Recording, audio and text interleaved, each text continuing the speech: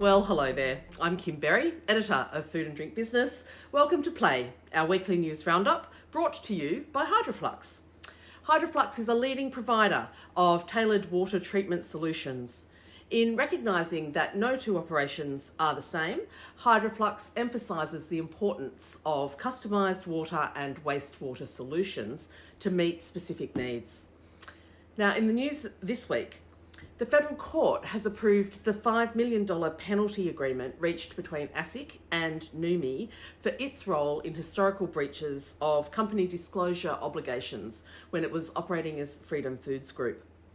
Federal Court Justice Ian Jackman found that the company had failed to disclose information about the value of inventories in its financial reports for the financial year 2019 and the half year 2020. Justice Jackman's ruling also provides some insights into what actually happened at Freedom Foods during that time and what led to the company finding $590 million in write-downs and the collapse of its share price by more than 80%. ASIC's proceedings against the former CEO and CFO are ongoing. Treasury Wine Estates says it will divest its commercial brands portfolio and register a $290 million non-cash impairment after tax against its Treasury Premium Brands division. That includes the labels Wolf Blass, Yellow Glen and Lindemans. The company said that the portfolio contributed less than 5% of the group's gross profits, and the collapse of the commercial grade wine industry has been well documented for across the industry, as I said, as the premiumisation trend remains at play. Treasury Wines will release its full year results next week. The opening of Coles Kemps Creek Automated Distribution Centre in Western Sydney this week had the Prime Minister there, taking selfies with the staff and congratulating the company on its investment.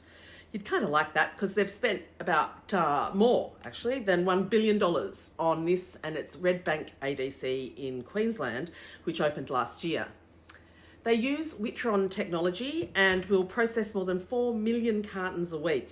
CEO Leo Weckert says that the Redbank facility has seen a 20% improvement in on-shelf availability.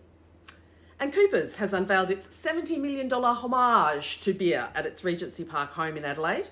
The complex includes a restaurant, 3 bars, a tasting room, tours, microbrewery and a whiskey distillery with underground silage for 5,000 whiskey barrels. While the first whiskey release is some way off, it's an exciting development for Australia's largest independent family-owned brewery. And finally, yesterday I was thrilled to be a very small part in Cicada Innovations Tech 23 event as the scene setter for agribusiness and food. The event is a showcase of 23 of Australia's most promising deep tech ventures that are truly pushing the boundaries of science, technology and innovation. They're amazing people, so smart. The 23 ventures were selected from a pool of over 143 applications nationwide. Now look, firstly a stage, a microphone, a captive audience. You all know my weakness. But I went over time. I called COVID the Metamucil of our food system. I'm still proud of that. Made people laugh, which I love, but also managed to push the power and strength of what you all do and the frustrations at the lack of political will to recognise and back its importance and potential. Oh, and I threw in some stats about food waste and insecurity that very visibly shocked many of the hundreds in the room. So, what an absolute privilege. I'm recording this late today, this Thursday, so you'll be getting Food and Drink today, late today, as well. Always the consummate professional and stickler for deadlines. In any case, head to the website foodanddrinkbusiness.com.au for all of these stories and more. And thank you to Hydroflux for its ongoing support. And with that, don't forget to subscribe and tell all of your friends to subscribe and colleagues to Food and Drink today, because it's every day. You get a little piece of us every day. With that, I'm Kim Berry, over and out.